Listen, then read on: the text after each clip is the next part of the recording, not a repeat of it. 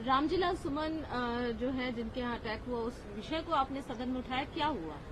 देखिए, कल जो हुआ वो घटना पूरी निंदनीय है। जिस तरह से एक राज्यसभा के सांसद के घर पर एक भीड़ जाके हमला कर देती है, उसकी कुर्सियां तोड़ देती है, उनका गेट तोड़ देती है, उनके बच्चों को जो है वो डर और भय के साए में आ जाते हैं। उन्होंने जो बयान दिया, मैं उस पर सहमति असहमति पे बात नहीं कर रहा हूं, लेकिन कानून को अपने हाथ में लेने देने की जो छूट जो है, कल उत्तर प्रदेश के मुख्यमंत्री वो आगरा में थे, बड़ा चिंता का वह ऐसे एक भीड़ तंत्र को किसका संरक्षण है कि वो पहले जो है पूरी जातिगत मां बहन की गालियां देते हैं, उनके परिवार गालियां देते हैं और फिर जाके इस तरह का हमला कर देते हैं। क्या कानून व्यवस्था, इंटेलिजेंस कहाँ है, एडमिनिस्ट्रेशन कहाँ है? अगर किसी के बात से जो है उसकी पीड़ा हर्ट हुई तो वो उसके लिए पुलिस के पास जाए, कोर्ट में जाए, लेकिन इस तरह से भीड़ लेकर हिंसा कर देना, इसलिए मैंने अपना विरोध दर्ज कराया। और मैंने अन्य साथियों से भी कहा कि उनको भी बोलना चाहिए कि वो जो एमपी हैं, क्या वो इसलिए हमला किया शेड्यूल कास्ट के हैं? तो इससे मेरा विरोध है और मैंने स्पीकर सर से कहा है कि इस पर वो चर्चा कराएं कि अगर राज्यसभा का एमपी उस पर हमला हो रहा है तो फिर लॉ एंड ऑर्डर, पुलिस प्रशासन ये क्या कर रहे हैं वहां की सरकार? और क्या ये ऐसा तो नहीं कि सरकार के संरक्षण में हमला हो रहा है? इसका जवाब भी जो है वहां की सरकार को, और यहाँ जो है स्पीकर सर के जरिए मैं सरकार से मांगता हूँ, केंद्र सरकार से, इतना बड़ा हमला, इस तरह की स्थिति कैसे बनी?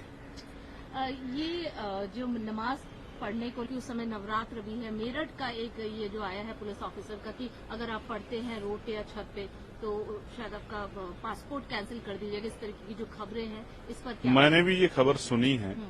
मैं आपको स्पष्ट कर दूं कि उत्तर प्रदेश पुलिस में एक होड़ लगेगी, कौन मुसलमानों के प्रति ज्यादा घृणात्मक स्टेटमेंट दे सकता है जिससे उसकी पब्लिसिटी और उस पर चर्चा हो।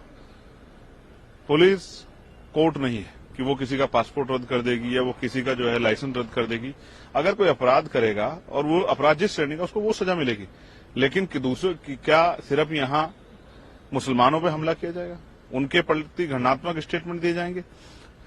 सरकार सौगाते मोदी के नाम पे जो है किट दे रही है, ये क्या यही उसका सच है?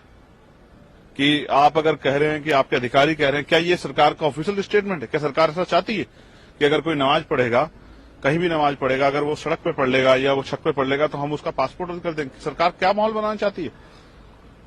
मुझे तो ऐसा लगता है कि आने वाले कल में मुसलमानों को सांस लेने के लिए भी जो है उसमें भी परमिशन की जरूरत पड़ेगी, और ऐसा ना होता कल कोई कानून बन जाएगा, मुसलमान सांस लेगा तो उसका सांस लेना हम लोग बंद कर देंगे। उत्तर प्रदेश सरकार और केंद्र की सरकार को ध्यान देना चाहिए कि उनके अधिकारियों को क्या हो गया है।